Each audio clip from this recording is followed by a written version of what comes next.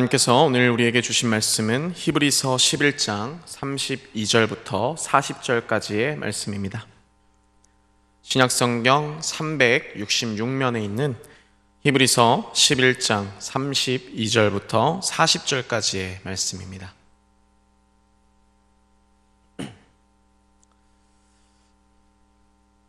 하나님의 말씀 제가 봉독하겠습니다. 내가 무슨 말을 더 하리요? 기드온, 바락, 삼손, 입다, 다윗 및 사무엘과 선지자들의 일을 말하려면 내게 시간이 부족하리로다. 그들은 믿음으로 나라들을 이기기도 하며 의를 행하기도 하며 약속을 받기도 하며 사자들의 입을 막기도 하며 불의 세력을 멸하기도 하며 칼날을 피하기도 하며 연약한 가운데서 강하게 되기도 하며 전쟁에 용감하게 되어 이방 사람들의 진을 물리치기도 하며 여자들은 자기의 죽은 자들을 부활로 받아들이기도 하며 또 어떤 이들은 더 좋은 부활을 얻고자 하여 심한 고문을 받되 구차히 풀려나기를 원하지 아니하였으며 또 어떤 이들은 조롱과 채찍질 뿐 아니라 결박과 옥에 갇히는 시련도 받았으며 돌로 치는 것과 톱으로 켜는 것과 시험과 칼로 죽임을 당하고 양과 염소의 가죽을 입고 유리하여 궁핍과 환난과 확대를 받았으니 이런 사람은 세상이 감당하지 못하느니라. 그들이 광야와 산과 동굴과 토굴에 유리하였느니라. 이 사람들은 다 믿음으로 말미암아 증거를 받았으나 약속된 것을 받지 못하였으니 이는 하나님이 우리를 위하여 더 좋은 것을 예비하셨은즉 우리가 아니면 그들로 온전함을 이루지 못하게 하려 하심이라. 아멘. 이 말씀은 하나님의 말씀입니다. 주님께 감사합니다. 어제 인터넷 신문에 나온 기사를 제가 여러분들에게 읽어드리겠습니다. 국회는 본회의에서 신종 코로나 바이러스 감염증 확산 방지를 위해 종교 집회 자제를 촉구하는 내용의 결의안을 통과시켰다. 이에 대해 대한예수교 장로회 통합, 합동, 기독교 대한감리회 등 많은 교단이 참여하고 있는 대표적인 개신교 연합기관인 한교총, 한기총하고 다릅니다. 이 한기총은 그 정광훈 씨가 이끄는 아주 극우 보수적인 일부 군소교단 교회들이고 이 보편적이고 정통 보수적 이런 신앙 이 교회들은 이제 한교총이라 그래요. 그런데 거기에서 이렇게 발표를 했습니다. 지금 일부 교회가 예배를 드리는 것이 마치 국민 불안을 야기하는 주된 원인인 것처럼 오해를 낳는 결의안을 채택한 국회의 심히 유감이라고 비판했다. 한국교회는 6만여 교회 중 극소수 교회에서 확진자가 나왔음에도 불구하고 자발적인 집회 중단에 협조하고 있다며 시장이나 백화점, 극장과 학원에서 확진자가 나왔다고 전국의 동종 업체들의 문을 닫을 것을 요구하지는 못하는 국회가 교회의 책임을 전가하고 있다고 주장했다. 이어 코로나19 극복을 위한 추경마저 통과시키지 못한 국회는 무익한 결의안 채택으로 시간을 허비하지 말고 실질적 입법 활동과 회기가 다하도록 쌓여있는 민생법안 처리를 위해 전념하기 바란다고 요구했다. 이렇게 기사가 나왔습니다. 아주 바른 말을 했습니다. 정말 제가 하고 싶은 말이었습니다. 여러분, 이 신천지 집단의 이러한 이 슈퍼감염으로 인해서 마치 이 교회도 이런 이 코로나 바이러스의 그러한 그 감염 원인이 되는 것처럼 이렇게들 언론이 지금 너무 호도를 하고 있고 또 정치권이 여기에 덩달아서 국회에서 뭐 이런 것까지 결의를 하냐 이 말이거든요. 우리가 알아서 한다는 거잖아요, 우리가. 그래서 여러분 정말 우리 교회가 역사 이래에 이런 예배를 드리는 게 지금 벌써 3주, 지금 한 달째 가고 있지 않습니까? 그래도 우리는 예배당 공간이 이렇게 넓기 때문에 한 줄 띄어서 이렇게 우리 성도들을 앉게 하고 밀집시키지 않고 최대한도로 이 감염 본부에서 2m 이상의 거리를 두면 안전하다고 하기 때문에, 그리고 또 지난 주간에 질병관리본부와 식약청에서는 이 지금 마스크 대란이 일어나지 않았습니까? 그래서 이 마스크에 대한 것을 어떻게 마스크를 사용하는가라고 하는 것에 대한 지침을 분명히 발표했습니다. 그래서 이 공기 정화가 잘 되고 이 환기가 잘 되는 실내에서는 굳이 마스크를 써도 특별히 이익이 없다 이렇게 얘기를 했습니다. 여러분 우리 교회 일주일 내내 문 열어놓고요, 환기시키고 또 방역을 막 3차례씩 해야 되고 이러면서 지난 주일 우리 당회는 주일 예배만큼은 우리가 성도들이 개인의 건강에 따라서 스스로들 알아서 이렇게 예배도 인터넷으로도 같이 참여하고 이렇게 하기 때문에 우리가 예배 안 드린다라고 그렇게 결정을 못한다. 그러니까는 우리 교회에 예배 드리겠다고, 그래도 건강한 분들이 이렇게 예배 드리겠다고 오시는 성도들에 대해서는 우리가 예배를 드려야 됩니다라고 당회가 그렇게 또 결의를 했거든요. 그래서 우리가 최소한도 주일 예배만큼은 이렇게 예배를 드리고 있는 거거든요. 그런데 세상은 예배 드리지 말라고, 마치 우리 교회가 건강한 교회가, 건전한 우리 교회가 이 참 세상을 오염시키는 이런 이 참 안 좋은 집단처럼 그렇게 보이고 있다는 것, 이건 너무나도 참 가슴 아픈 일입니다. 저는 한국 교회가 정말 순간적으로도 무너질 수 있겠구나라고 하는 것을 이번에 이 일들을 겪으면서 정말 제가 마음에 걱정이 있어요. 제 생애 가운데 이런 일들이 처음이잖아요. 일제시대 때 지나고 6.25 사회를 지나고 민주화 과정을 지나고 하면서 우리 한국교회는 민족을 선도하는 교회가 됐어요. 나라를 세우는 초석이 되었어요.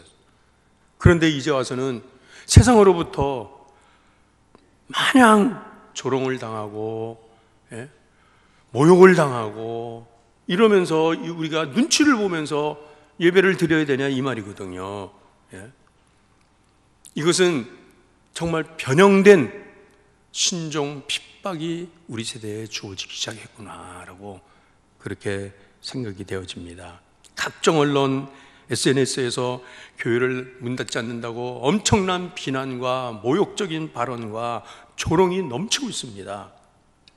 그렇게 해서 만약에 우리 교회가 지금 벌써 3월 둘째 주일이고 4월, 5월, 6월 계속 이러한 이 사태가 진행이 된다고 하면 그때까지도 여전히 문을 닫으라 그러고 무슨 행정명령을 내린다라고 막 한다고 하면 과연 우리는 이 자리에 우리가 얼마나 나와서 예배를 드릴 수 있을까? 이런 사회적 분위기에 의해서 우리는 예배를 포기해야 하는가라고 하는 것입니다. 정말 우리의 믿음의 선조들은 어떤 환경에서 저들은 믿음을 지켜왔고 우리에게 이 믿음을 우리에게 이렇게 전수해 줬는데 정말 우리도 그들과 함께 이 믿음의 환난 속에서 핍박을 상황에서 끝까지 이런 이 고난의 길, 형국의 길을 우리도 갈 수 있을까라고 하는 것을 스스로 나 자신에게 물어보면서 결단을 준비해야 할 것이라는 것입니다. 여러분, 우리의 믿음이란 무엇입니까? 우리의 믿음은 제가 지난주일에도 말씀하지 않았습니까? 우리 자신을 멋지게 하는 그럴싸한 모습으로 보여주는 그러한 액세서리에 불과한 것은 아니냐. 이 액세서리는 평상시에는 나를 예쁘게 해주고 나를 자랑스럽게 해주는 또 그런 것으로 보이지만 내가 아쉬울 때는, 내가 이것으로 인해서 불이익을 당한다라고 할 때, 손해를 본다라고 할 때는 언제든지 이 액세서리를 띈다는 거잖아요. 우리 믿음이 그거냐 이 말이거든요. 오늘 이 본문의 말씀을 통해서 여러분 우리의 믿음의 두 모습을 우리가 한번 살펴보겠습니다. 정말 믿음으로 산 사람들은 어떤 모습으로 살았는지 오늘 본문에서 32절부터 34절까지 말씀을 읽겠습니다.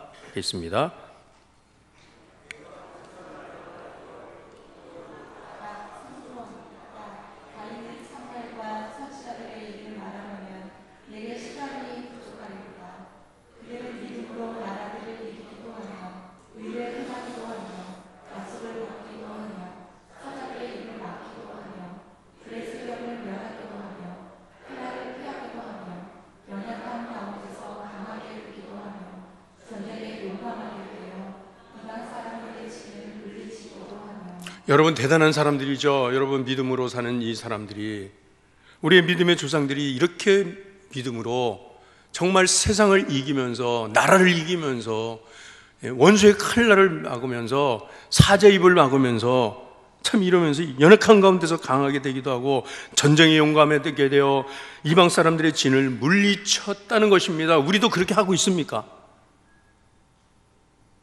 우리도 이렇게 하고 있습니까? 예? 이 말씀을 읽을 때 한없이 나 자신의 연약한 모습, 나 한 사람의 믿음도 감당하기 어려워가지고 내 믿음 하나 세워나가기도 힘든데 이 믿음의 전당에 올라간 이 위대한 우리의 믿음의 영웅, 이 용사들, 나는 못해. 내가 무슨 능력이 있어. 내가 무슨 힘이 있어. 그냥 난 내 믿음 하나 겨우 붙들고 그냥 이렇게 사는데 하면서 한없이 위축되고 뒤로 물러나는 그런 말씀이 아닌가요? 네. 자, 그렇다고 하면 나의 연약한 모습 내가 인정하고, 그래, 내가 이런 이 믿음의 이 용사로 나가서지 못한다라고 그렇게 인정하고, 그러면 두 번째 부분의 말씀을 읽어볼게요. 35절서부터 38절 말씀, 그 다음 부분의 말씀이에요. 자, 시작.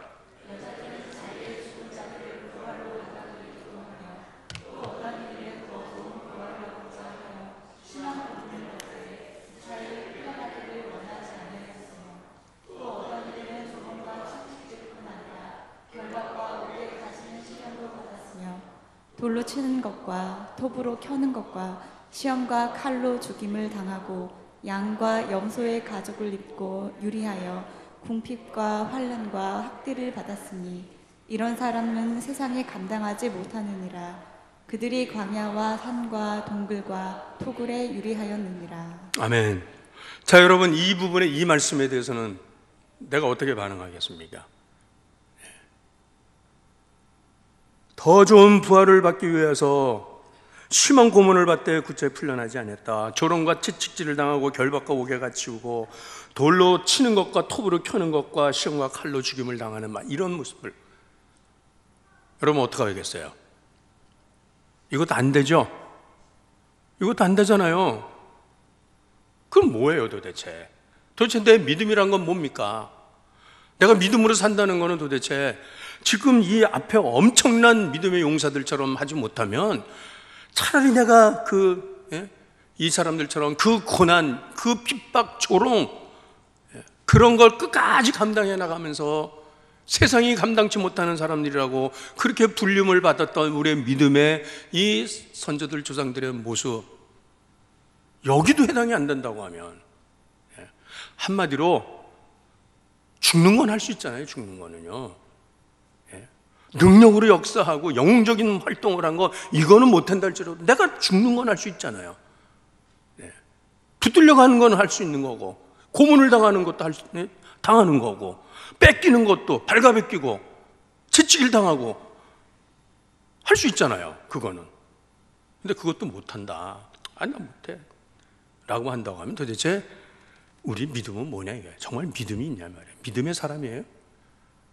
평안할 때 다 모든 일들이 형통하고 순탄하게 되어질 때, 그때야 내가 할렐루야, 나 하나님 믿어요, 하나님 찬양해요, 감사하고 그러는데, 정말 흔들어질 볼 때에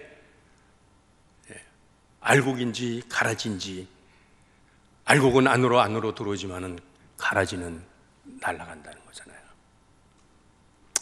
믿음으로 사는 사람들, 저들은 말로 하는 믿음이 아니었다는 것을 오늘 본문이 우리에게 말씀하고 있습니다. 오늘 32절에 뭐라고 말씀하십니까? 본문 32절이 이렇게 시작하지 않습니까? 히브리서 기자는 내가 무슨 말을 더하리요, 내가 무슨 말을 더하리요. 1절서부터 시작했던 믿음의 영웅들, 우리 믿음의 조상들, 아브라함, 에녹, 별의별 분들이 다 나오지 않습니까? 그리고 나서 사사시대에 이르러서 그 사사들의 이름이 열거되어지고, 그러고 나서부터는 난 더 이상 더 말할 게 없다. 믿음에 대해서 설명이 되냐? 믿음이 무슨 이론이냐? 믿음이 설명해갖고 말로 되는 거냐? 이 말이잖아요. 여러분, 우리가 믿음 몰라서 믿음 못 지킵니까? 믿음이 뭔지 몰라서 내가 이해가 안 돼서 나는 나 믿음 없어요, 나 믿음 약해, 그러는 겁니까? 우리가 지금까지 엄청난 믿음에 대한 말씀을 많이 들었어요. 그래서 이제는 더 이상 무슨 말할 게 없다. 예. 무엇이에요? 믿음은 이제는 능력이라는 걸 말씀하잖아요. 믿음은 능력이다. 힘이다. 믿음은 힘입니다. 힘. 예? 능력입니다. 예. 교실에 앉아서 예배당에 앉아서 설교 듣는다고 믿음 생기는 게 아니에요. 예? 그래서 초대교회 성도들은 그 가혹한 황제들의 박해를 받으면서 그 사자굴의 원형 경기장에 사자의 먹이가 되면서 온몸이 찢겨나가면서 피 흘리면서 자기의 전 재산들을 다 빼앗기면서 옥에 갇히면서 그러면서 뭐예요? 믿음 하나 내가 놓지 않겠다. 끝까지 나 믿음 지키겠다고 한 그게 능력이에요. 그게 능력이에요. 이 믿음 뺏기지 않는 것, 그게 능력이에요. 그래서 고린도전서 4장 20절에 뭐라고 말씀하십니까? 하나님의 나라는 아래 있지 아니하고 오직 능력에 있음이라. 아멘. 말에 있는 게 아니라는 겁니다. 평상시에는 말 잘하죠. 성경 말씀 줄줄 외우죠. 기도도 잘하죠. 논리적으로 아주 미사여구를 써서. 아니에요. 그게 아니라고요. 믿음은 능력이라는 거예요. 이 능력은 무엇이냐? 하나님의 능력이 나타난다는 것입니다. 복음의 절대 능력이 나타난다는 것입니다. 여러분, 우리 믿는 자들에게는 이런 능력이 나타난다, 이런 표적이 나타난다고 마가복음 16장 17절에 18절 말씀하시지 않습니까? 함께 또 있습니다. 믿는 자들에게는 이런 표적이 따르리니 곧 그들이 내 이름으로 귀신을 쫓아내며 새 방언을 말하며 뱀을 집어 올리며 무슨 독을 마실지라도 해를 받지 아니하며 병든 사람에게 손을 얹은즉 나으리라. 아멘. 아멘. 여러분, 저와 여러분 믿는 사람들이죠. 이 말씀은 제자들에게 그들에게만 하신 말씀이 아니라 예수 그리스도를 나의 구주로 믿고 하나님 아버지가 나의 아버지 되심을 믿는 그 성도들은, 그 믿음의 사람들은 이런 표적이 따라온다라고 말씀하잖아요. 이 말씀이 2000년 전에 선포된 말씀이지만 오늘 이 자리에, 우리의 삶의 자리에서 이 말씀이 이루어지는 말씀입니다. 믿음에는 능력이 나타납니다. 표적이 나타납니다. 귀신을 쫓아냅니다. 새 방언을 말하는 거예요. 하늘나라의 말씀을 하는 거예요. 네. 무슨 독을 마셔도 해를 받지 않는다고 말씀하셨어요. 뱀을 잡는다 그랬어요. 사탄을 제어하고 병든 사람에게 손을 얹으면 나으리라 말씀하셨어요. 물론 코로나 바이러스 백신도 빨리 개발이 돼야 되겠지만은 우리는 예수 그리스도의 권능과 능력으로 약한 자들에게 손을 얹을 수 있는 믿음의 담대함이 우리에게 있기를 바랍니다. 세상의 소리에 자꾸 기울이고 그들의 소리에 자꾸 우리가 무너져서는 안 된다는 것입니다. 데살로니가전서 1장 5절 말씀 또 말씀하십니다. 이는 우리 복음이 너희에게 말로만 이른 것이 아니라 오직 능력과 성령과 큰 확신으로 된 것이니 우리가 너희 가운데서 너희를 위하여 어떠한 사람이 된 것은 너희 아는 바와 같으니라. 아멘. 복음이 말로만 너에게 전해진 게 아니라 오직 능력과 성령과 큰 확신으로 된 것이니 우리가 너희 가운데서 어떠한 사람이 된 것을 너희가 아는 바라 그랬어요. 여러분, 예수 믿는 사람들이 말로만 예수 믿는 사람이 돼서는 안 되는 거예요. 믿지 않는 성도들, 믿지 않는 그 불신자들 앞에서 예수 그리스도의 능력, 복음의 능력, 성령의 능력을 나타낼 수 있어야 되는 것 아니겠습니까? 이 능력은 뭡니까? 세상을 이기는 능력입니다. 세상을 감당할 수 있는 능력. 이것은 바로 공중권세를 사로잡고 있는 세상의 문화, 정치, 경제, 모든 세상에 돌아가는 조직 속에 역사하는 악한 사탄의 세력을 우리는 간파하고 그 사탄의 세력을 물리칠 수 있어야 되는 것이에요.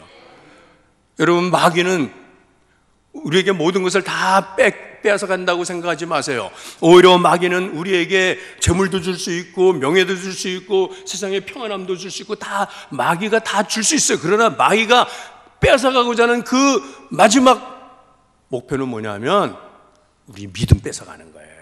믿음 뺏어가는 거예요. 그러니까 이런 거 다 빼앗겨도 나는 믿음 빼앗기지 않겠다, 이 믿음 붙들고 살겠다, 이런 단호한 결단이 우리에게 있어야 한다는 것입니다. 그러므로 우리는 마귀를 두려워하면 안 됩니다. 영적으로 분별해가지고서 지금 이 사탄이 역사를 하는구나 라고 하는 것은 볼 때 우리는 야고보 4장 7절 말씀 분명히 하지 않습니까? 너희는 하나님께 복종하라 그리하고 그 다음에 어떡합니까? 마귀를 대적하라 그리하면 너희를 피하리라. 너희를 피하리라. 원어 성경에는 너희에게서 도망간다는 것입니다. 한 길로 왔다 7길로 도망간다고 말씀하십니다. 여러분, 우리는 이런 영적인 사람들이에요. 우리는 육으로 사는 사람이 아닙니다. 우리는 하나님의 영이 우리와 함께 하셔서 우리에게 하나님의 영이 함께 할 때는 악한 사탄이 우리를 넘어뜨리려고 왔다가 7길로 도망가는 줄로 믿습니다. 그러면 너희는 하나님께 복종하느냐? 그러면 마귀를 대적하라. 그러면 마귀가 너희를 피하리라라고 말씀하지 않습니까? 여러분, 이럴 때일수록 우리는 더 영적으로 무장해야 되는 것입니다. 그리고 우리로 날마다 이 환경 가운데서, 욕망노불 가운데서도, 사자굴 가운데서도, 감옥에서도, 병상에서도, 어떤 자리에서든지 북한에 있는 우리 믿음의 형제들은 저 아우지 탄강 깊은 지하 막장 속에서 철 가공하는 그러한 철공 공장 속에서 막 그 열이 수천 도씩 올라가는 데서 뼈가 사그러지는 가운데서라도 믿음을 지키는 그런 모습들. 어느 목사님이 회개의 글을 올리셨는데 이렇게 올리셨더라고요. 우리 한국을 지금 거절하는 나라가 세계 100개 넘는 나라가 한국 사람들 들어오지 말라고 다 입국 거절을 했다는 거예요. 이때 우리가 회개해야 된다. 왜? 우리 너무 놀러 다녔다. 우리 한국 사람들 걸핏하면 세계 안 다닌 데 없이 다 그렇게 놀러 다니고 뭐 관광 다니고 그러니까 하나님께서 지금 잠깐 막으시는 거 아니겠는가. 어쨌든지 우리가 믿음에 유익하게 생각하면 되는 거예요. 주일은 경건하게 거룩하게 주일 성수를 하고 불쌍한 이웃들을 돌아볼 수 있고 조금 절제하고 자제하고 내 돈이라 그래서 그냥 내 마음대로 쓰고 이러면서 뭐 즐기자 뭐 막 이러는 거는 정말 이번 기회에 우리가 좀 자제하고 회개할 수 있는 기간이 돼야 되겠죠. 세상이 감당하지 못하는 그 사람들, 우리의 믿음의 선조들을 어떻게 해서 그 믿음을 지켰냐면 그냥 지킨 게 아니라 대가를 지불했다는 겁니다. 대가를 지불했다는 거예요. 다 빼앗겨도, 다 잃어도, 내 평안을 다 내가 잃어서 상실해도 그 믿음이 있기. 여러분, 믿음을 거저 얻으려고 생각하십니까? 믿음이 거저되는 겁니까? 믿으면 구원받고 내가 믿으니까는 하나님 축복받고. 아니에요. 구원의 은혜는 예수 그리스도를 구주로 믿고 고백하면 분명히 구원을 받습니다마는, 그러나 우리가 하나님 나라 들어가기까지는 믿음으로 살 때 많은 환난을 당해야 된다고 말씀하십니다. 너희가 세상에서는 환난을 당하나 담대하라 내가 세상을 이겼노라. 요한복음 16장 33절에 분명히 말씀합니다. 대가 지불을 두려워하지 마십시오. 평안할 때는 다 좋은 게 좋은 것 같습니다. 그렇지만은 풍파가 닥칠 때, 시련이 닥칠 때, 올 때 거기에서 내 믿음 보여줄 수 있어야 되는 것은 뭐냐면 그 대가가 지불되느냐. 그게 없으면 온전한 믿음이 아닙니다. 저는 이 코로나 사태가 진정된다 할지라도 제 마음에 염려스러운 것은 뭐냐면 우리 성도들이 이 예배 자리에 다시 회복되어서 나오기까지는 한동안 시간이 걸리지 않겠는가. 저들의 믿음을 다시 세우기에는 그만한 오랜 시간 또 걸려야 된다라고 그렇게 생각이 돼요. 맥셀 몰츠라고 하는 미국 의학자가 1960년도에 21일의 법칙이라고 하는 우리의 이 뇌신경과 우리의 심리와 함께 작용되어지는 우리 인간 행동 학습 과정을 이렇게 발표한 게 있습니다. 사람이 어떤 새로운 행동을 익히기에는 하루도 끝이지 않고 21일을 쭉 가야지만 그게 몸에 익혀진다는 거예요. 그러니까 나쁜 습관을 버리려고 해도 그게 하루아침에 버려지는 게 아니라 21일을 지속적으로 훈련해서 자꾸 그걸 버리고 끊고 해가지고 21일이 가면 그때 모멘텀이 생긴다는 거죠. 여러분, 우리 예배 드리지 못한 게 벌써 지금 3주째입니다. 그 앞주간서부터 코로나 사태가 시작되면서 성도들이 교회를 출석하기를 중단했어요. 너무나 잘 알아요. 방송 듣고 뭐 신문 보고 언론 보도 뭐 다 전문가들의 얘기 듣고 그러니까는 교회 안 가는 게 좋겠다라고 해서, 그래서 교회 안 나오기 시작한 지가 벌써 한 달이 다 돼가고 혹은 2주 혹은 3주 이러면서 교회 안 나오는 게 몸에 익혀진다는 거예요. 자연스럽게 몸에 익혀지는 거예요. 굳이 교회가 안 가도 하나님은 무소부재하신 하나님이고 어디서나 하나님은 예배 받으시니까 우린 집에서 예배 드려요 라고 하지만, 물론 그렇게 하세요. 그렇지만은 지금 이 2부 예배 신앙이 중계되는 지금 이 시간에 지금 온라인으로 예배 드리는 우리 성도들의 숫자가 보니까 40몇 명 되더라고요. 그럼 남은 숫자는 어디로 간 거야? 대형 교회들, 수천 명, 수만 명 되는 교회들은 그러면은 그런 데는 절반이 빠져도 10분의 9가 빠져도 10분의 1만 모여도 얼마든지 거기는 예배할 수 있는. 그렇지만은 우리 교회 같은 중형교회, 그나마라도 우리 교회는 이만큼이라도 이런 환경이 되니까 이만큼이라도 예배를 드릴 수 있지. 여러분, 한국교회 80% 이상이 100명도 안 모이는 교회들인데 그런 교회들한테 온라인 예배를 하라고요? 무슨 온라인 예배? 어떻게 되냐고 그게. 그러니까는 주일 이제는 조금만 어려운 일이 있어도 하나님 다 아시는데 모르고 교회 안 오는 거예요. 이런 습관이 우리 성도들에게 익혀지기 때문에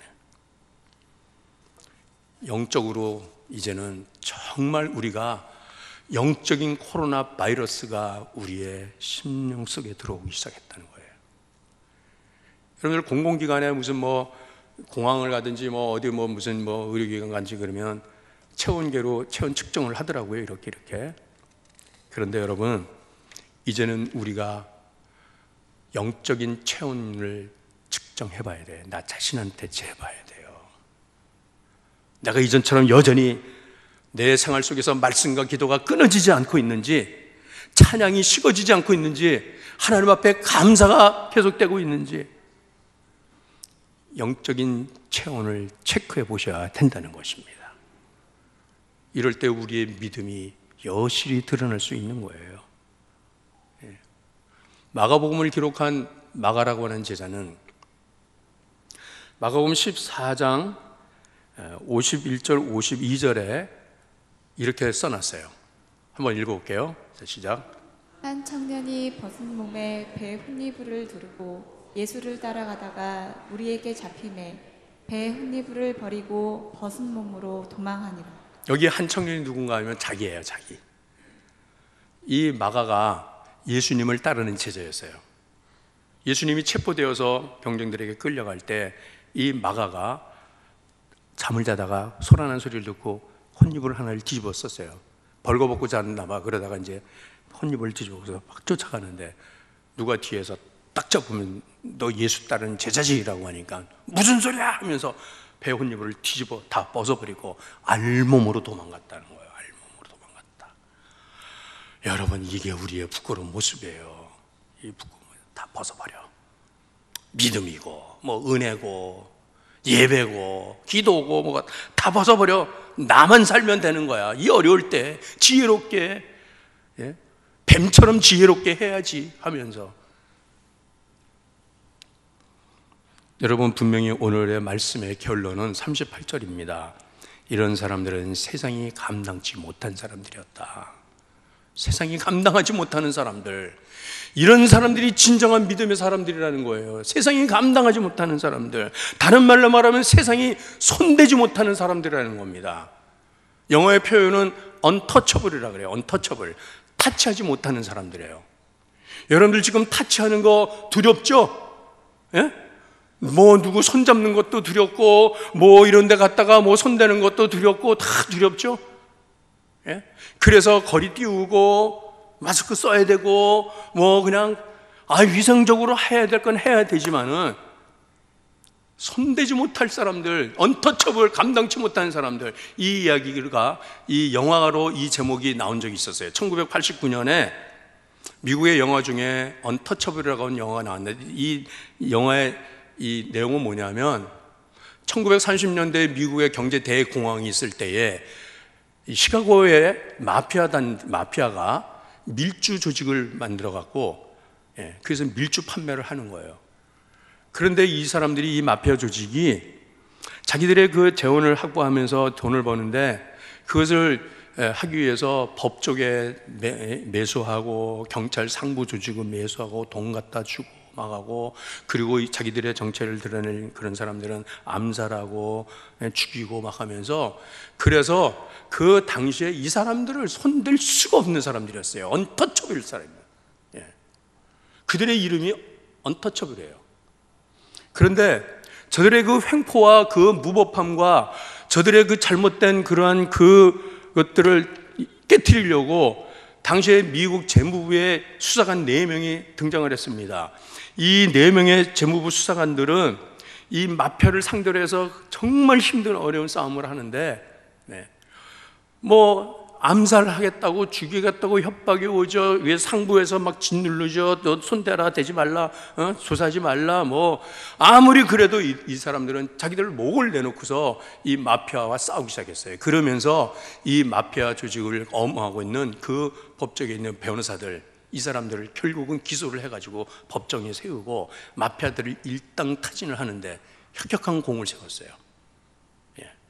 그래서 그 언터처블이라고 하는 그 이름이 마피아에서 이 4명의 수사관에게로 그 이름이 넘어갔어요. 저들은 누구도 손 못 댄다.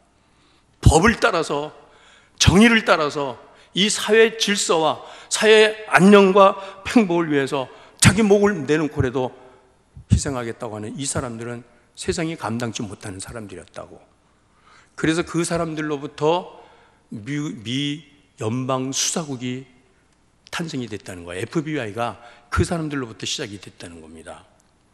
여러분, 지금 불신 세상은 우리를 우습게 보고 조롱하고 경멸하고 시험하고 있습니다.